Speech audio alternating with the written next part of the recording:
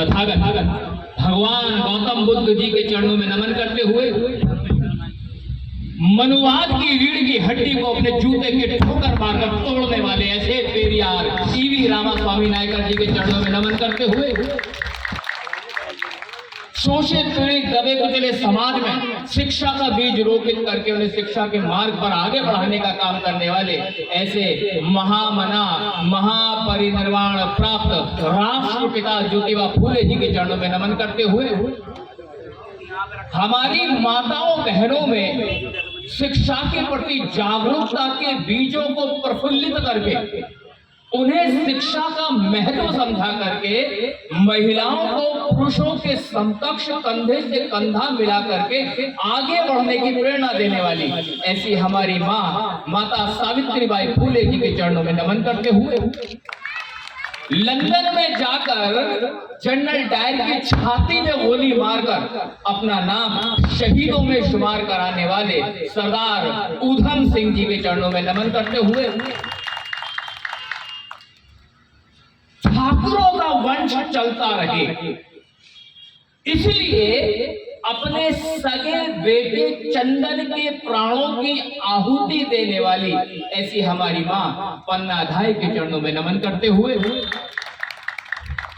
रानी लक्ष्मीबाई को रानी लक्ष्मीबाई का खिताब दिलवाने वाली खूब लड़ी मर्दानी वो तो झांसी वाली रानी थी और झांसी वाली रानी को झांसी वाली रानी बनाने वाली ऐसी हमारी मां माता झलकारी बाई जी के चरणों में नमन करते हुए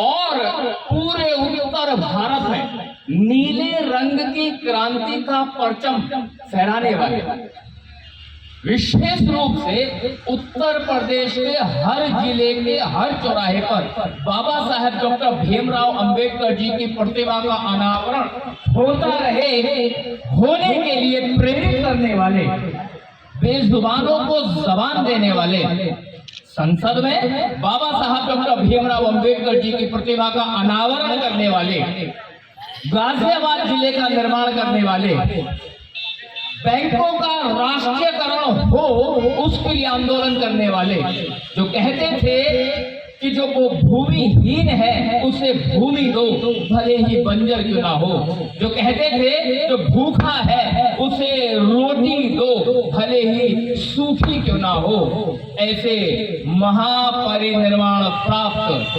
बोधि सत्व बुद्ध प्रिय मौर्य जी के चरणों में नमन करते हुए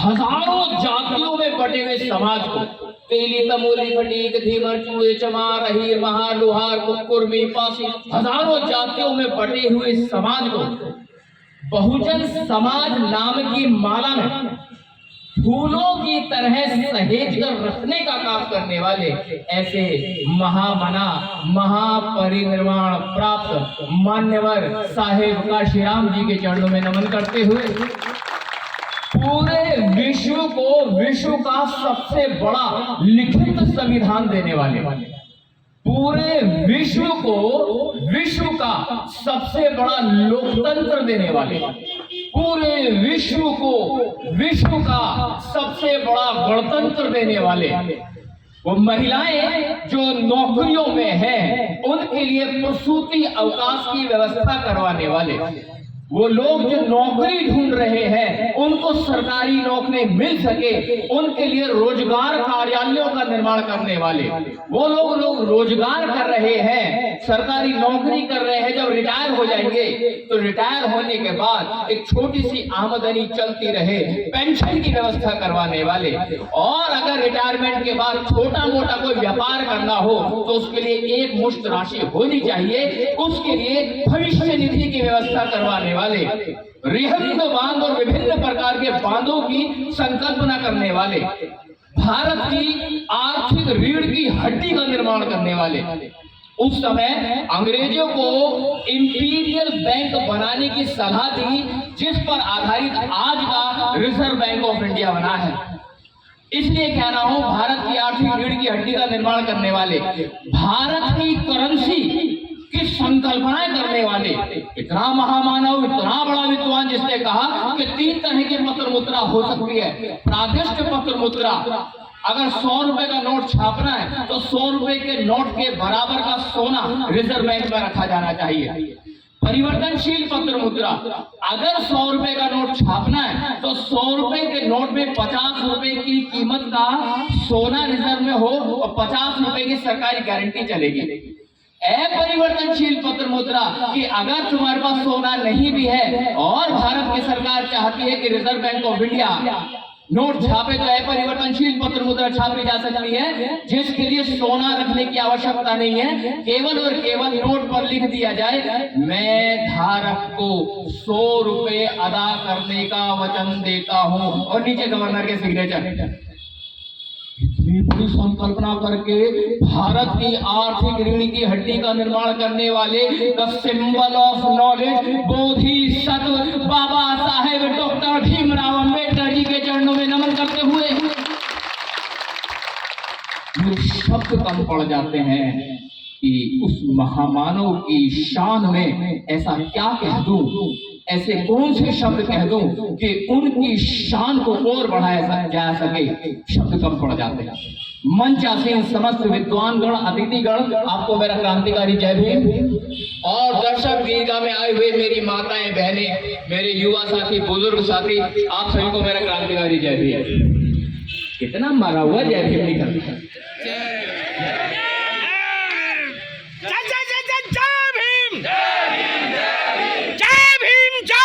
दोनों हाथ ऊपर करेंगे, सब लोग दोनों हाथ ऊपर करेंगे, मेरे साथ बोलेंगे, दोनों हाथ ऊपर करें, किसी का हाथ नीचे ना रह जाए। मेरे साथ बोलेंगे जय भीम, जय भीम, जय भीम, जय भीम, जय भीम। साथियों, जब तक जय भीम का जवाब जय भीम से ना हो तो खून में रवानी नहीं होती। जय भीम कहने के बावजूद भी हलक से जय भीम ना निकले तो वो जवानी नहीं होती।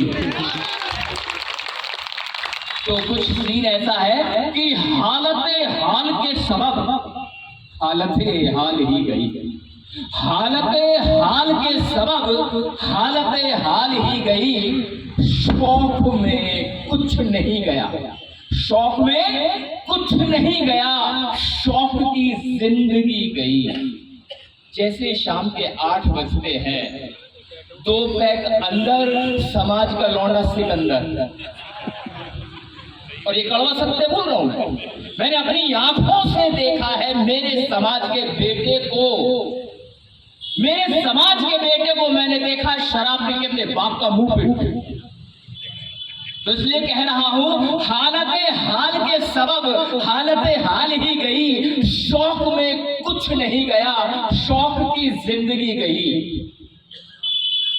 बस एक हादसा ही तो है, बस एक हादसा ही तो है, और वो ये, बस एक हादसा ही तो है, और वो ये कि बात नहीं कही गई। बात मैं अपने हृदय की गहराइयों से संविधान दिवस की हार्दिक मंगल कामनाएं प्रेषित करता हूं, आप स्वीकार करें।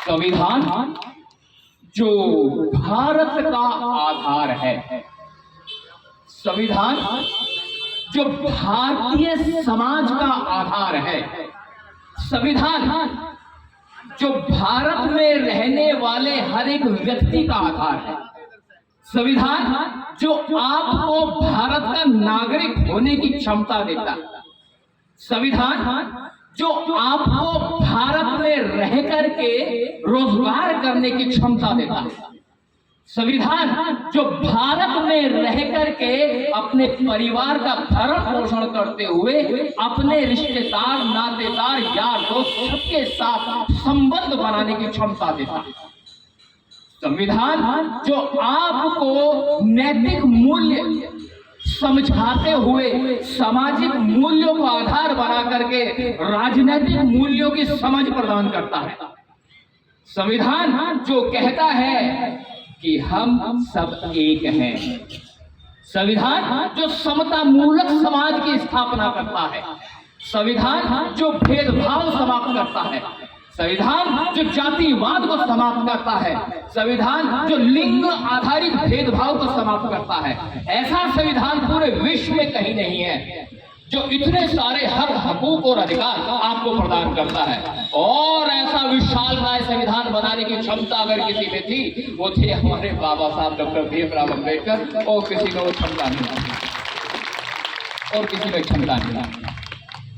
आज लोग बदल रहे हैं, आज हालात बदल रहे हैं। आपको जानकर हैरानी होगी कि हजारों साल पुरानी गुलामी, हजारों साल पुराने बंधनों को बाबा साहब ने संविधान के माध्यम से अपने कलम चला करके उन्हें पल भर में छूमंतर कर दिया। सोच के देखिए, जिन लोगों को हजारों साल से आपके ऊपर अधिकार स्थापित करने की आदत हो गई हो, जिन लोगों को हजारों सालों से आपको दबा के रखने की आदत हो गई हो, यहां तक कि आलम तो ये है कि आपके बुजुर्ग मेरे बुजुर्गों से बेगार कराया जाता था, और जब वो शाम को खेतों से काम करके आता था तो उसे कहते दगड़ू अपनी लुगाइयां भेजती थी कोठी पे, और दगड़ू की औकात नहीं होती थी कि अपनी घरवाली को ना भेजती। तो इस तरह के कर्म कांड जो करते थे, उनके अधिकारों को छूमंतर करने की क्षमता अगर किसी में थी तो बाबा साहब डॉक्टर भीमराव अंबेडकर थे। तो जिन लोगों की आदत हजारों सालों से खराब हो रखी थी, और फिर उनके इन बुरी आदतों को समाप्त करने के लिए नियम कायदे कानून बना दिए जाए तो उन्हें तो दर्द होगा ही।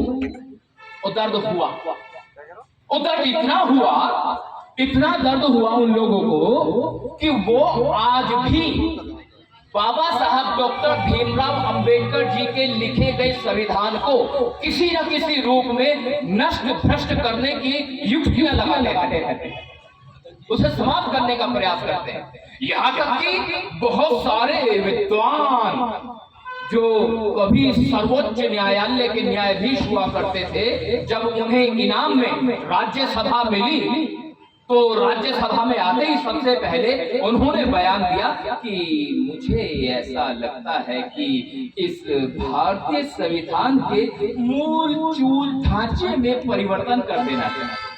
और फिर उसी बात को आगे बढ़ा दिया एक आदमी ने, वो प्रधानमंत्री के आर्थिक सलाहकार परिषद के अध्यक्ष हैं, इतना बड़े पद का आदमी, वो कहता है कि ये जो संविधान है अब ये बहुत पुराना हो गया, 105 संशोधन हो गए, इसमें बाकी बचा क्या है। ये बिल्कुल वैसा ही है जैसे एक मनुवादी नेता ने कहा, जब ये बात चल रही थी कि बाबा साहब डॉक्टर भीमराव अंबेडकर ठीक कहते थे कि बांध बनाए जाने चाहिए और पानी के माध्यम से बिजली बनेगी, तो वो एक मनुवादी नेता कहता था कि अगर पानी में से बिजली निकाली तो बचेगा क्या। वो मूर्ख ये कहता था कि पानी में से बिजली निकाली तो बचेगा क्या। ये बिल्कुल वैसा ही है कि 105 संशोधन हो गए तो अब संविधान में बचा क्या है। उस मूर्ख को ये समझ में आना चाहिए कि अभी भारत का फेडरल स्ट्रक्चर बाकी है, अभी बाकी है भारत के संविधान का सर्वोच्च होना, अभी बाकी है कि भारत का संविधान स्वायत्त संस्थाओं को शक्ति देता है, अभी बाकी है कि भारत का संविधान पार्लियामेंट के दोनों, ये संसद के दोनों सदन और विधानसभा हो या विधान परिषद हो, इनको अपनी शक्तियों का इस्तेमाल करने की क्षमता प्रदान करता है। अभी बाकी है कि आपको नागरिकता प्रदान करता है। वो लोग जो संविधान की मूल भावना को समाप्त करने की बात करते हैं, उन्हें समझना पड़ेगा कि तुम्हारे हलक से जो शब्द निकल रहे हैं, इन शब्दों को कहने की क्षमता भी अगर कोई आपको प्रदान करता है तो भारतीय संविधान है। फिर तुम्हारी औकात ही नहीं है कि आप इस तरह के शब्दों का इस्तेमाल कर सकें। केवल इतना ही नहीं, जब भारतीय संविधान की बात आती है तो मुझे बड़ी हंसी आती है उन लोगों के ऊपर जो लोग भ्रम में जीवित हैं, जो लोग ये कहते हैं कि किसी न किसी तरह ये इन प्रकरण भले ही पार्लियामेंट में कब्जा कर ले, उतना आसान नहीं है कि भारतीय संविधान को बदला जा सके, क्योंकि 73वें संशोधन के बाद भारत के मूल संविधान के ढांचे को बदला नहीं जा सकता, वो संभव ही नहीं है। तो आपसे कैसे छीने जा सकते हैं बाबा साहब डॉक्टर भीमराव अंबेडकर के द्वारा प्रतिपादित सिद्धांत? और सुनिए, वो लोग बड़े मूर्ख हैं जो लोग ये कहते हैं कि जो संविधान है ये उपनिवेशिक है। मैं बताता हूं संविधान में उपनिवेशिक क्या है। जो राज्यपाल गवर्नर की व्यवस्था है वो उपनिवेशिक शब्द समझ पा रहे? मैं बता देता हूं। उपनिवेशिक होने का मतलब ये है कि जो मनुवादी ताकतें हैं वो ये कहती हैं कि बाबा साहब ने जो ये संविधान बनाया है ये गवर्नमेंट ऑफ इंडिया एक्ट 1935 के आधार पे बनाया है। मतलब ये कह रहे हैं कि वो अंग्रेजों का बनाया हुआ था और उसी को आपने आगे इम्प्लीमेंट कर दिया, इसलिए वो उसको उपनिवेशिक कह रहे हैं। मैं उन मूर्खों से ये पूछना चाहता हूं कि जब बाबा साहब डॉक्टर भीमराव अंबेडकर संविधान लिख रहे थे तो संविधान सभा में केवल बाबा साहब ही नहीं थे, वहां 296 से ज्यादा, लगभग 300 के आसपास सदस्य थे। 17 समितियां बनाई गई थी, 7,000 से ज्यादा। जब पहला ड्राफ्ट तैयार हुआ तो बाबा साहब डॉक्टर भीमराव अंबेडकर समस्त संविधान सभा में जनसाधारण के बीच में पहले ड्राफ्ट को भेजा। वो इसलिए भेजा ताकि जनता उसका मूल्यांकन कर सके, आकलन कर सके, समझ सके। 7,000 से ज्यादा, 7,300 से ज्यादा संशोधन प्रस्तावित किए गए और 7,300 से ज्यादा संशोधनों में से 2400 से ज्यादा संशोधनों को स्वीकार किया गया, उस पर काम किया गया। 165 दिन तक लगातार बहस हुई, जिसमें लगभग 11 सत्र थे जो 165 दिन तक चला था। तो मैं ये कहना चाह रहा हूं कि जब इतने सारे लोग मिलकर के बाबा साहब डॉक्टर भीमराव अंबेडकर के नेतृत्व में संविधान को बना रहे थे तो इसमें उपनिवेशवाद कहां से आ गया भाई? ये तो समाज के सामने जो है दस्तावेज पेश किया गया था और केवल एक बार नहीं, पहला ड्राफ्ट बनाया तो समाज के बीच में भेजा, फिर दूसरा बनाया तो समाज के बीच में भेजा, और जब तीसरा और फाइनल ड्राफ्ट बनाया तो 26 नवंबर 1949 को बाबा साहब डॉक्टर भीमराव अंबेडकर जी ने डॉक्टर राजेंद्र प्रसाद के हाथ में यह संविधान दिया और समस्त सदस्यों ने सिग्नेचर किए और उसको स्वीकार कर लिया गया। तो ये कौन होता है मूर्ख ये कहने वाला कि उपनिवेशिक है? हमें इस संबंध में विचार करना होगा साथी। मित्रों, मैं ये कहने आया हूं कि अगर आपने अपने हक और अधिकारों का सही से इस्तेमाल नहीं किया तो आपके हक और अधिकार आपसे छीन लिए जाएंगे और निश्चित रूप से छीन लिए जाएंगे, और ये हो रहा है। आपको जागरूक होना ही पड़ेगा। जागरूक इसलिए होना पड़ेगा कि हुआ यूं कि एक जंगल था, जंगल में एक ऐसा कोना था जहां तोतों की बस्ती थी, तोते रहा करते। अब साहब वो जो तोते, कुछ तोते फंस गए। अब कुछ तोतों की संख्या कम हुई क्योंकि वो बाजार में जाके बेच देता था। फिर अगले दिन आया, फिर तोते पकड़े और फिर ले गया। लेकिन जब इस तरह से तोतों की संख्या कम होने लगी तो बुजुर्ग तोते जो थे उन्हें चिंता हुई और एक मीटिंग बुला ली। मीटिंग में बात शुरू हुई तो जो अध्यक्ष थे उन्होंने कहा, मित्रों, आज हम सामाजिक दौर से, सामाजिक दृष्टिकोण से उस दौर से गुजर रहे हैं जहां हमारी संख्या धीरे धीरे कम होती जा रही है। एक ऐसा शिकारी आया है जो हमारे तोतों को पकड़ कर ले जाता है। अगर इसी तरह का कार्यक्रम बदस्तूर जारी रहा तो वो दिन दूर नहीं जब हमारी नस्लें आने वाली नस्लों के लिए तरसेंगी, हमारी संख्या समाप्त हो जाएगी। हमें इस संबंध में विचार करना चाहिए, कुछ निर्णय लेने चाहिए। तो कुछ विद्वान तोते वहां बैठे हुए थे। उन विद्वान तोतों ने कहा कि मानने वाले काम करते हैं कि यहाँ पास के जो गांव है वहां एक भिक्षु आए हुए हैं, शायद वो कोई एक रास्ता बता सके। तो ठीक है, तो एक तोतों का डेलीगेट बनाया गया। उसमें 2 बुजुर्ग तोते थे 2 युवा तोते थे और 2 बड़े विद्वान तोते थे। 6 लोगों का 6 तोतों का डेलीगेट गया बौद्ध भिक्षु के पास।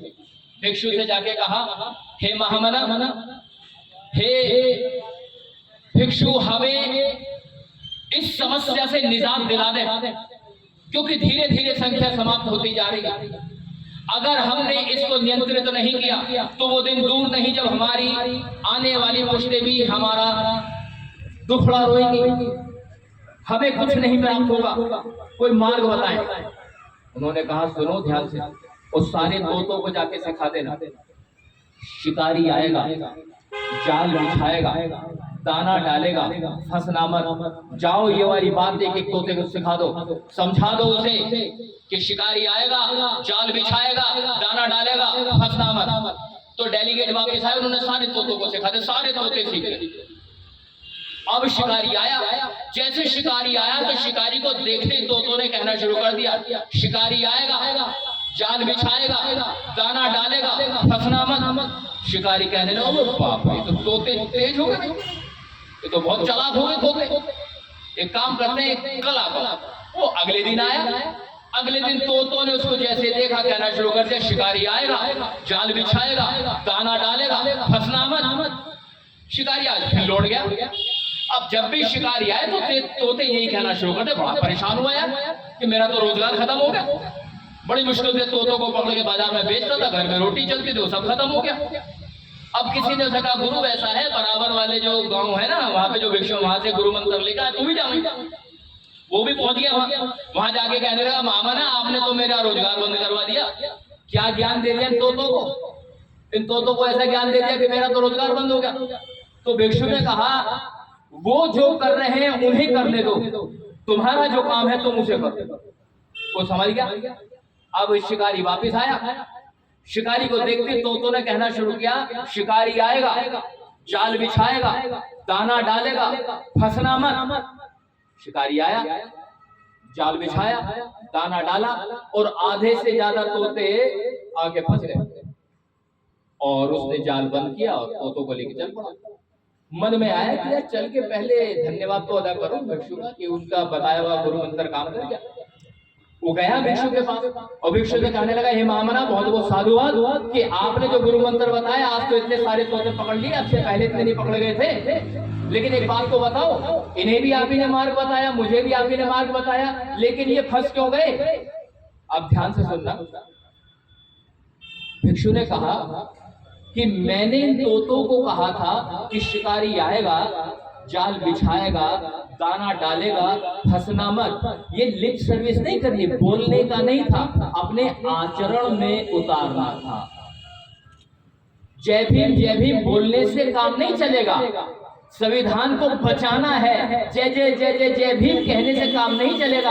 हमें संविधान को स्वीकार करना है, अंगीकार करना है, व्यवहार में उतार के लाना है, नहीं तो जिस तरह से तोते फंस गए वैसे आप भी फंसोगे। और यकीन नहीं आ रहा तो अभी बता देता हूं कि फंसे नहीं फंसे। एक शिकारी आया था, उसने जाल बिछाया था, दाना डाला था, लो 5 किलो चावल, लो नमक की थैली, लो लो सोयाबीन तेल, लो घटिया क्वालिटी का गेहूं। आया था शिकारी, ईमानदारी से बताओ ये तोते फंसे ना फंसे? सारे तोते फंसे, सारे तोते फंस गए। यकीन जानिएगा, आज फिर मैं समझा रहा हूं, मैं फिर कह रहा हूं कि शिकारी फिर आएगा, जाल फिर बिछाएगा, दाना फिर डालेगा, फंसना मत, फंसना मत, वरना मारे जाएंगे। फंसा दिया, कैसे फंसा दिया? बात की गहराई को समझो, कैसे फंसाया। अगर भारत का कोई नेता कोई बात कहे तो लगता है कि छोड़ना है, नेता है, झूठ बोलता होगा। लेकिन अगर सर्वोच्च न्यायालय, भारत का सर्वोच्च न्यायालय कोई बात कह दे तो हल्के में नहीं ले सकते। भारत के सर्वोच्च न्यायालय ने कहा कि एससी और एसटी को दिया जाने वाला जो रिजर्वेशन है, जो भारत के संविधान में लिखा है, इसकी समय सीमा निर्धारित करो, कब तक दिया जाएगा। क्या ये छोटी बात थी? क्या ये छोटी बात है? ये छोटी बात नहीं है। जब ये घटना हो रही थी तो बताओ तुम्हारा धार्मिक, सामाजिक और राजनीतिक नेता कहां सो रहा, कहां सो रहे थे ये लोग? इन्होंने आवाज तक नहीं उठाई। इतना ही नहीं, सर्वोच्च न्यायालय ने यहां तक कह दिया कि एससी और एसटी का जो रिजर्वेशन है उसमें क्रीमी लेयर लगाई जाए, जैसे कि ओबीसी में लगा रखी है। क्रीमी लेयर समझते हैं? क्रीमी लेयर हो गया, अगर आपके परिवार में आपको नौकरी मिल गई तो अब उसे आपके परिवार में अन्य किसी व्यक्ति को नौकरी नहीं दी जाएगी। तो क्या ये सही हो रहा था? ये गलत हो रहा था? ईमानदारी से बताना। नेता तो सो रहा था, धार्मिक नेता सो रहा था, सामाजिक नेता सो रहा था, आप क्या कर रहे थे? आप में से कितने लोग हैं जिन्होंने आवाज उठाई? ये रियलिटी है। हमें अपने अंदर भी तो झांकना पड़ेगा ना, अपने अंदर झांकना पड़ेगा। तो क्या हुआ? शिकारी आया, जाल बिछाया, दाना डाला, हम फंस गए, हम फंस गए। और यही बात नहीं रुकी, अगर यही रुक जाती तो कुछ और बात होती, बात आगे बढ़ गई। ये जो हमारे युवा साथी बैठे हैं, ये पढ़ रहे हैं, ये मेहनत कर रहे हैं, इस उम्मीद में मेहनत कर रहे हैं कि उन्हें बाबा साहब के द्वारा संविधान के माध्यम से दिए गए जो अधिकार है, जो रिजर्वेशन है, उसके माध्यम से हमें नौकरी मिलेगी। विशेष रूप से सरकारी नौकरी की इच्छा होती है, हर परिवार चाहता है कि सरकारी नौकरी मिले।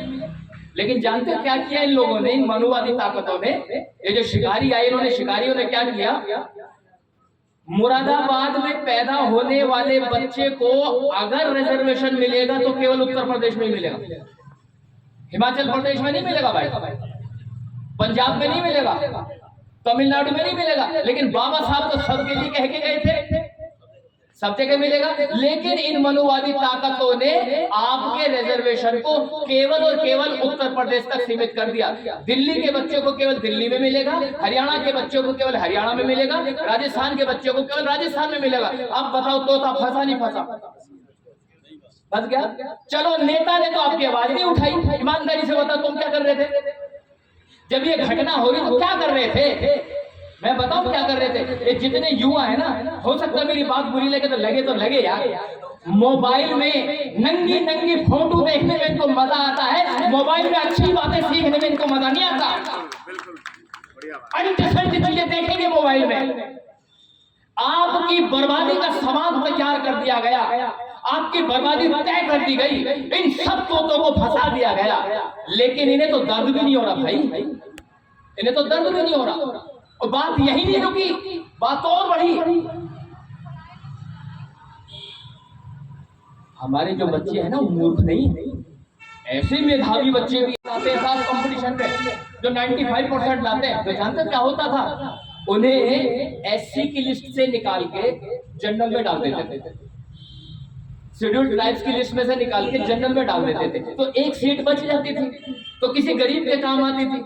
लेकिन इन मनुवादी शिकारियों ने जब से ये शक्ति में आए, इन्होंने क्या किया? संगठनों को बना करके आपको सिखाया जाए, ठेका ले रखा है इन लोगों ने। सुन लो, भगवान बुद्ध की प्रतिमा लगी हुई है, साफ साफ कहा, अत्त दीपो भव।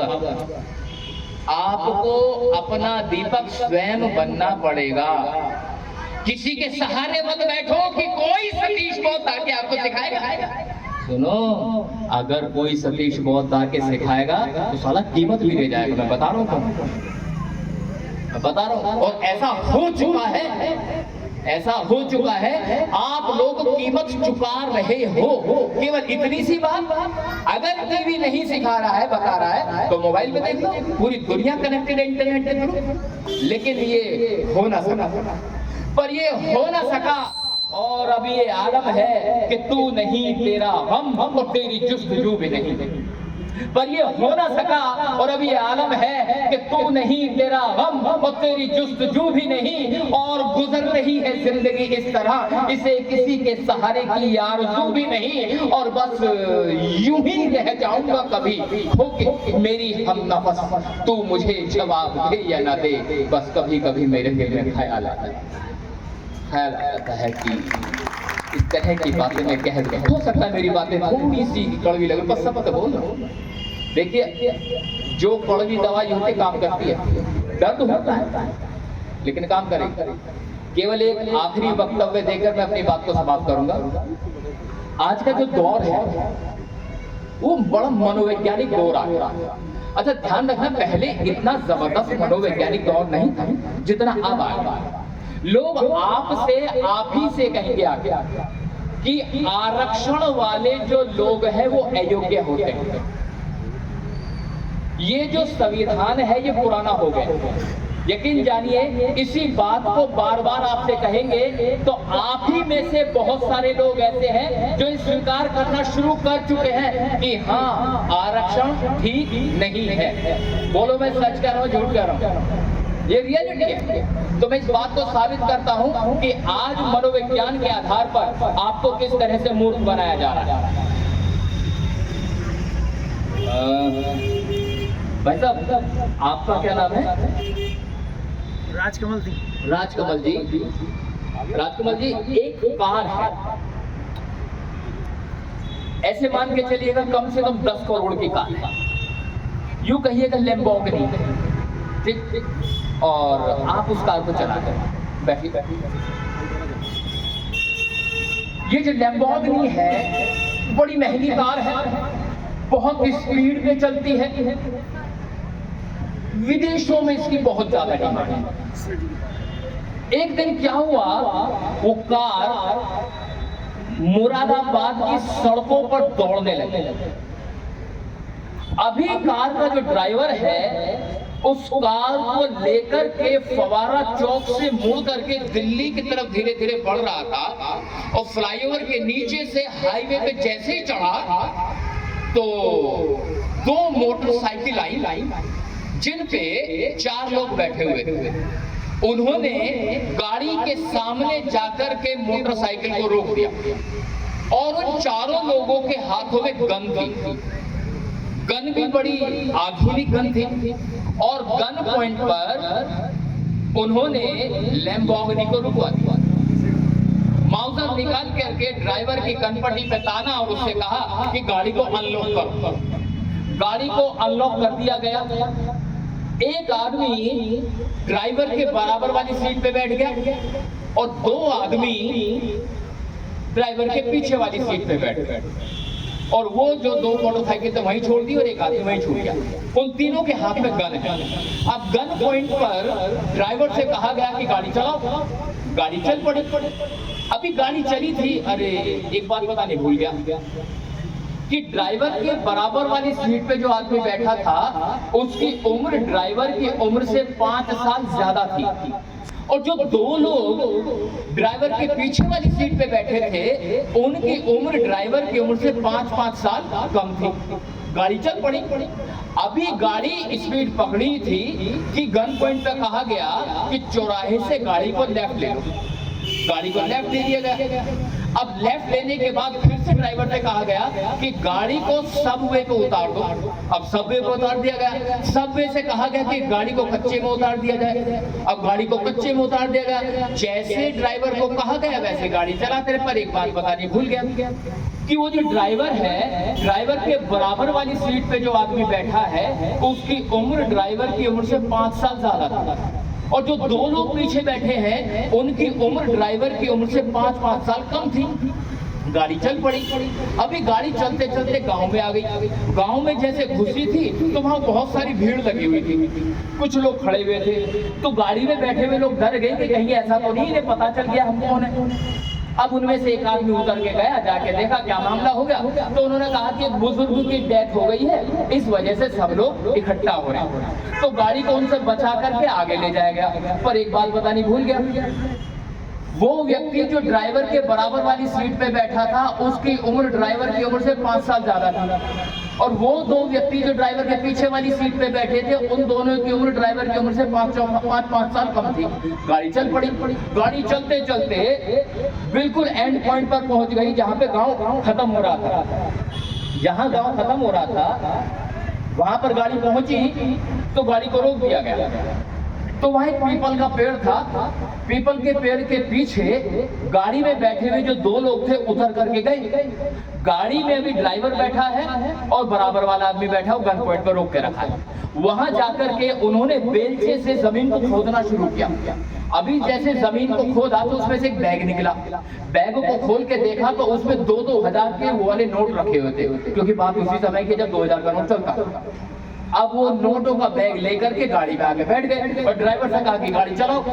पर एक बात पता नहीं फिर भूल गया कि वो आदमी जो ड्राइवर के बराबर वाली सीट पे बैठा था उसकी उम्र ड्राइवर की उम्र से 5 साल ज्यादा था, और वो जो दो लोग पीछे बैठे थे उन दोनों की उम्र ड्राइवर की उम्र से 5-5 साल कम थी।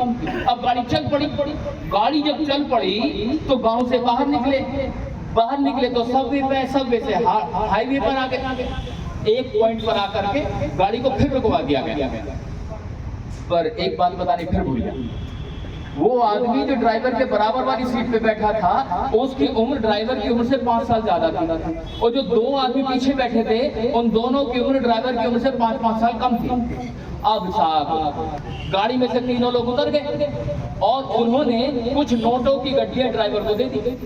ड्राइवर ने अपनी जिंदगी में इतना नोट नहीं देखा था, वो तो जैसे पागल सा हो गया। लेकिन कहानी को आगे बढ़ाने से पहले एक सवाल मेरे मन में आ रहा था, कहो तो पूछ लूं।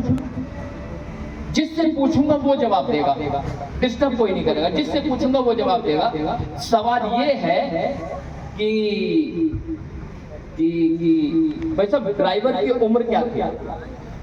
आपसे ड्राइवर की उम्र क्या थी? आइडिया साहब आप बताएं ड्राइवर की उम्र क्या रही होगी? 30 साल। आपने किस गणना के आधार पे बताया? हाँ, मतलब आगे बैठा था वो 5 साल ज्यादा था, जो पीछे बैठे थे 5-5 साल कम थे। ओके मैम आप बताएं कि ड्राइवर की उम्र क्या रही होगी? 45 होगी। अंदाजे से बता रही हैं आप? अच्छा आप बताएं क्या उम्र रही होगी ड्राइवर की? 40+ रही होगी। ये सब आंकड़े लगा रहे हैं। मुझे ऐसा लग रहा है कि शायद आप जरूर बता पाएंगे ड्राइवर की उम्र क्या रही होगी?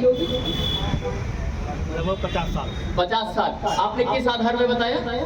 क्योंकि जो उम्र का हिसाब बन रहा था, हाँ जो उम्र का हिसाब बन रहा था वो 5 साल प्लस 5 साल छोटा प्लस साल 2 छोटे बड़े के साथ।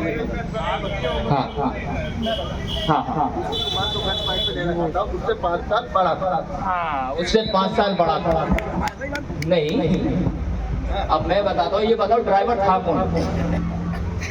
मैंने कहानी शुरू करने से पहले एक व्यक्ति को खड़ा किया, खड़े हो जाओ। मैंने इनसे पूछा इनका नाम क्या है और इनसे कहा कि आप गाड़ी चला रहे हैं, am I right? इनकी उम्र तो जो गाड़ी चलाता वही ड्राइवर है ना। तो जवाब क्या होना चाहिए था कि जितनी इनकी उम्र है उतनी ही ड्राइवर की उम्र है। अब ध्यान से सुनना, असली मुद्दे को छिपाने के लिए मैंने बार-बार कहा कि किसी की उम्र क्या है और किसी की उम्र क्या है। आप सबके दिमाग से मैंने निकाल दिया कि ड्राइवर कौन है। बात समझ में आई क्या कहना चाह रहा हूँ? जब मैं यहाँ खड़ा अभी आपके लिए ये कर सकता हूँ, तो वो लोग जो टीवी पे आकर के बोल रहे हैं, वो लोग जो बड़े बड़े मंचों पर बोल रहे हैं, वो आपकी जिंदगी में कितना बड़ा परिवर्तन कर सकते हैं तो आप अंदाजा लगा सकते हैं। और ये हो रहा है। अब तो पता चल गया ड्राइवर यही थे। अब इन्हें जो चोर डकैत पैसा दे के गए थे, इन्होंने अपनी जिंदगी में पहली बार इतनी दौलत देखी। और जब इतनी दौलत देखते अच्छे की खोपड़ी खराब हो जाती था। अब इनके मन में सबसे पहले आ रहा था कि किसी तरह से दौलत को लेकर के मैं घर पहुंचूं, घरवाली को दूंगा, वो पैसा मैं घरवाली को दूंगा। इन्होंने आओ देखा न था और गाड़ी स्पीड पे दौड़ा दी। जब मस्तिष्क के नियंत्रण में नहीं होता तो कुछ भी नियंत्रण में नहीं होता।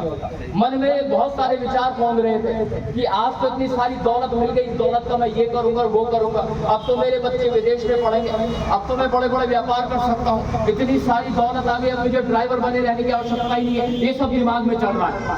अभी ये सब दिमाग में चल रहा है, हठात गाड़ी ठोक दी जाके एक खंबे में। अब यहाँ से ध्यान से सुनना, सवाल जिससे पूछूंगा केवल वही जवाब देगा। गाड़ी खंबे में जा ठोकी। अभी गाड़ी जैसे खंबे में जाके लगी तो गाड़ी की जो मैकेनिज्म था, सारा मैकेनिज्म ने काम करना बंद कर दिया। सारा मैकेनिज्म काम नहीं कर रहा था, लेकिन उसके बावजूद भी, जब गाड़ी का मैकेनिज्म काम नहीं कर रहा है, उसके बावजूद भी गाड़ी की जो हेडलाइट थी, जिससे सवाल पूछूंगा वो जवाब देगा। आपसे सवाल पूछ रहा हूँ कि जो गाड़ी की हेडलाइट थी वो कभी हेडलाइट जो है कभी बंद होने कभी बुझ रही है, ऐसा क्यों हो रहा है? बाकी सब चुप रहेंगे क्योंकि तार लूज हो गया था।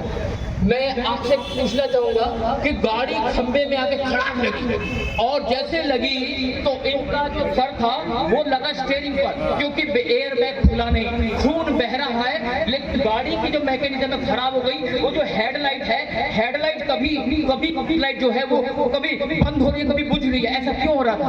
वो तो बंद ही हो गई, संतुलन खो बैठे। लेकिन ध्यान से सुनो, मैं कह रहा हूँ कभी बंद हो रही है, कभी बुझ रही है। बात है कि अलग अलग है, कभी बंद हो रही है, कभी बुझ रही है।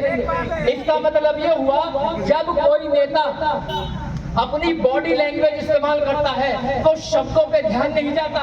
वो बंद हो रही है और बुझ रही है, बंद हो रही है और बुझ रही है। बॉडी लैंग्वेज आपको भ्रमित कर देता है, और आज ऐसे लोग पैदा हो गए हैं जो अपनी बॉडी लैंग्वेज से आपको भ्रमित कर रहे हैं। मैंने अभी किया है, मैंने अभी किया। वो आता है, आते कहता है मित्रों करके पूरे देश की कर दी भाइयों बहनों। और वो बॉडी लैंग्वेज ऐसी बनाता है कि आपको लगने लगता है कि जो उसने कहा वो सही कहा। तो आज का दौर मनोवैज्ञानिक दौर है। अगर आप इसे समझ गए तो यकीन जानिएगा परिवर्तन हो जाएगा, लेकिन अगर नहीं समझे तो बर्बादी तय है। तोता फिर फंसेगा, क्योंकि शिकारी फिर आएगा, शिकारी फिर जाल बिछाएगा, शिकारी फिर दाना डालेगा और तोता फंसेगा। तोते को फंसने से बचाने के लिए एक ही चीज कारगर है, वह भारतीय संविधान। इसको स्वीकार कर लो, इसको अंगीकृत कर लो। बेटा बेटी में फर्क करना बंद कर दो, ऊंच नीच भेदभाव को समाप्त कर दो, भाषा भेद को समाप्त कर दो, लिंग आधारित भेदभाव समाप्त कर दो, जाति आधारित भेदभाव समाप्त कर दो, तो आप इस संविधान को स्वीकार कर लेंगे। इन्हीं शब्दों के साथ मैं सतीश बौद्ध अपनी बात को यहीं समाप्त करता हूँ। आप सभी का मुझे सुनने के लिए बहुत बहुत साधुवाद।